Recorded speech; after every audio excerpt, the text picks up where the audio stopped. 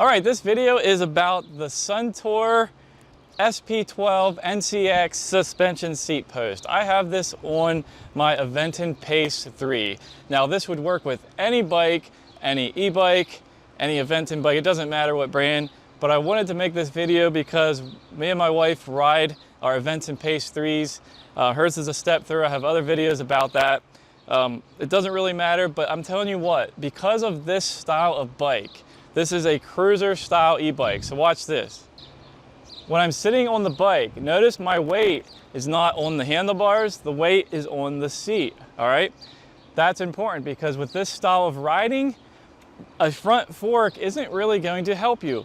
The Aventon Pace does not have a front fork. I don't think it needs one. You can check my other video about that. That means all the weight goes here, and that's why having a really good suspension seat post like the Suntour is highly, highly recommended. I would not ride this bike without this. It's amazing. For a little over $100, it's worth the investment of getting this. So in this video, I'm going to show you a detailed look at how to install it. Take off your default seat, put it onto the other seat post. I'll talk about how much space you have there. I'll talk about how big of a shaft this is. That's very important because you want to get the right seat post diameter. I'll just show you an actual side-by-side comparison of, I mounted a camera here and showing it with and without the seat post to see how my seat shakes and how it doesn't. So I'll show you that as well. So it's kind of a full overview video. In general, if you don't want to watch the video, go buy this. I have the links in the description down below. By the way, if you're wondering what this is on my e-bike, this is the Thule bike rack. So I can put my child bike seat on here. It's really amazing, and I could take this off really easy and put it on any bike, but I'm just saying in case you were wondering what that was all about, that's what that is. I actually have another video about that as well you can check out. So this is how it came in the mail. It was in this plastic bag, and you can see inside there's just the suspension seat post and some instructions and a little cover, and that's it. There's nothing else needed. If you already have the tools that come with like your bike, like the Aventon bike, you have this tool set. This will work for everything that you need on here as well, and changing the saddle from the original seat post to this one, so that's great. You already have the tools you need. So here it is out of the packaging. You can kind of see it's going to go that way on the bike, like that, and then when the weight of the person riding here goes down, this will actually move back a little. I'll show you some of that. So for the tools, like I was saying, you'll need a 5mm to adjust this here, right? 5mm Allen wrench, hex key, and a 6mm when you are adjusting the preload, and we'll talk about that later. All right, so obviously the first thing to do is to remove the original seat post, and that will be with this quick release. So I'll turn that and pull this out, and then we will actually be taking our Allen wrench, the 5mm right here and right here, removing that, and then this seat post, this part here, will come off of the actual saddle. All right, so we'll just go ahead and take that off.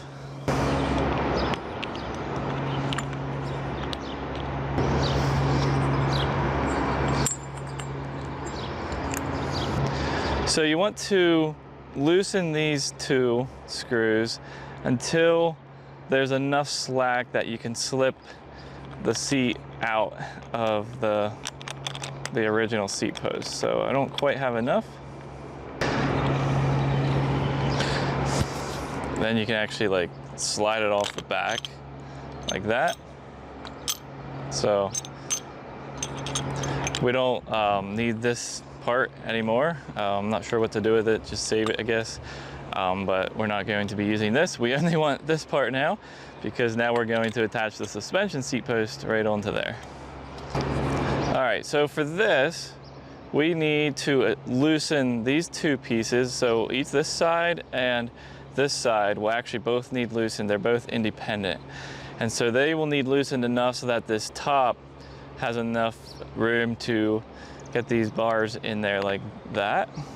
Okay, so I'm gonna go ahead and loosen those. And again, the nice thing is we are still using the same size wrench, and that's that 5mm. So I'll just give this some turns. See that it opens right up pretty easily. Now there is like a click effect like that when it's already in pretty far, and that will be used to like adjust to your final angle, like how level the seat is later. But for now, we're going to loosen it, so that doesn't matter right now. So on the actual saddle, you can see there's some white markings here, and that's about what we're going to aim for when we are putting, you know, these on here like that. To basically, actually it fits about perfectly covering them. So I'm gonna go ahead and attach this.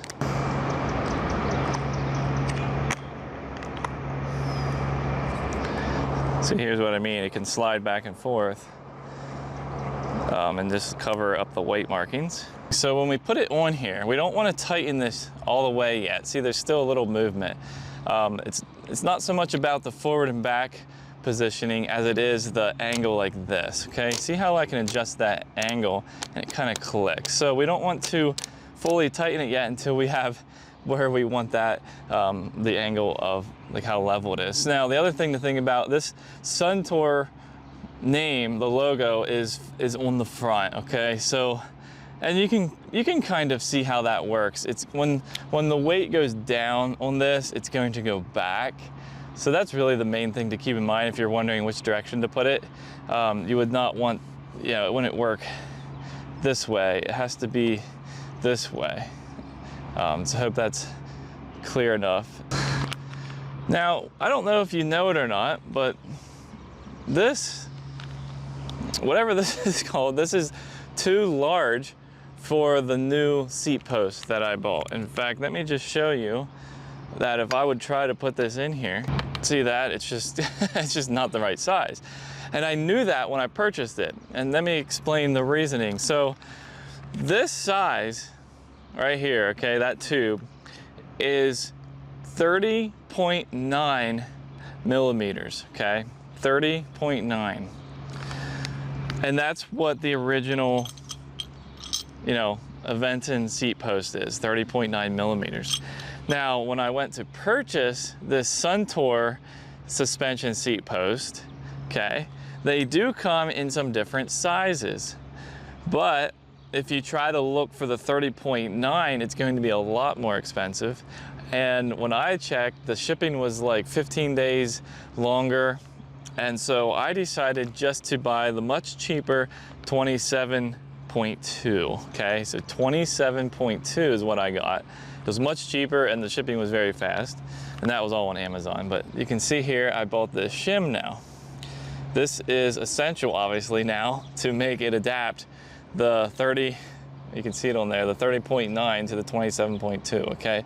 So this will vary based on what, you know, size you got. So that's very important for you to understand.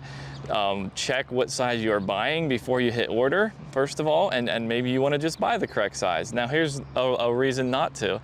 What if I want to put this suspension seat post on a different bike? Or what if I want to use the same saddle and put it on one of my other bikes, a totally different brand and all that? You could do that if you bought the smaller size and then use a shim. All right, so let's just open this shim. And it's literally just, you know, a piece of metal, aluminum or something, all right? So we just can slide that in like that, and now the new one will actually fit exactly.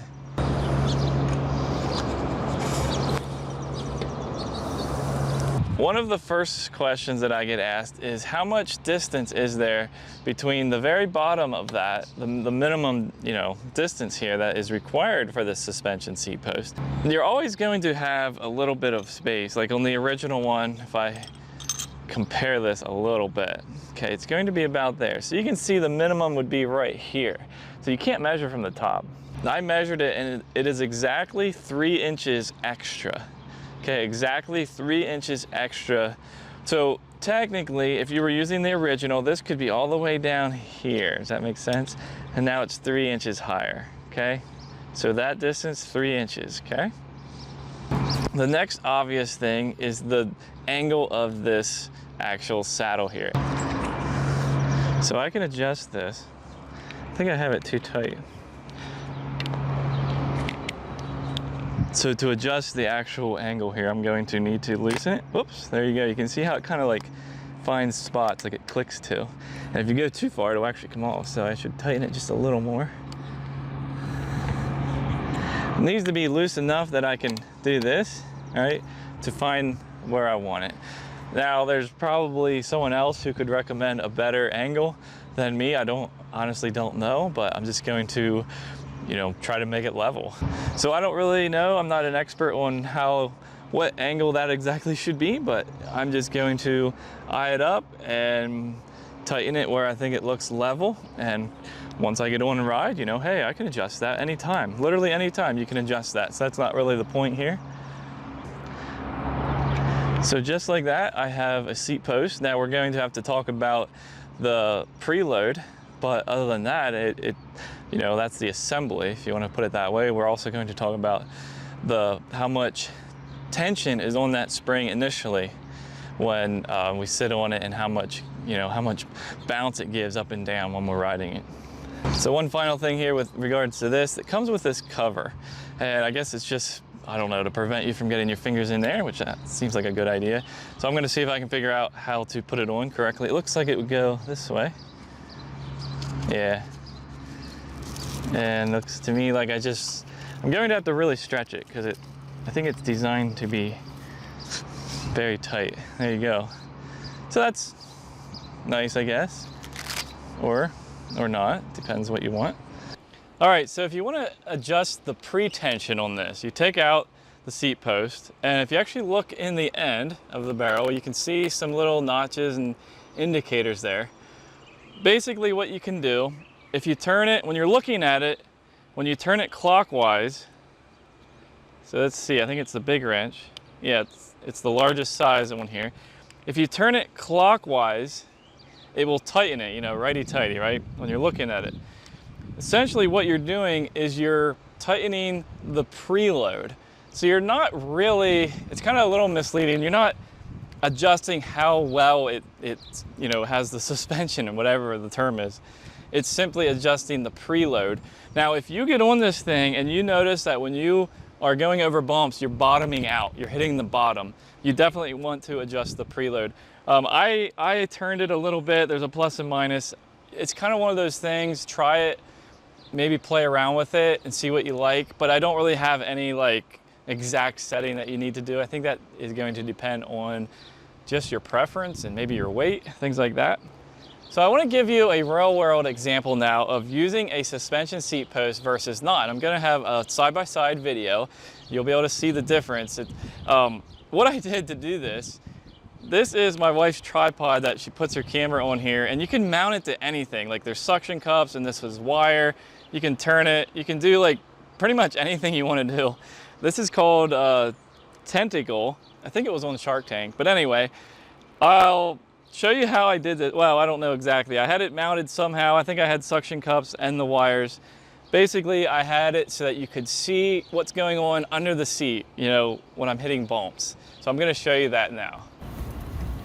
All right, so watch the seat itself, because that's the part that would be absorbing, you know, the bumps. Try not to look at the bike because the camera's mounted to that and it's actually shaking a little. So every time you see that moving there on the left, that's a bump that I would have felt. And then watch here right at the end as I go over up onto the blacktop. Right there.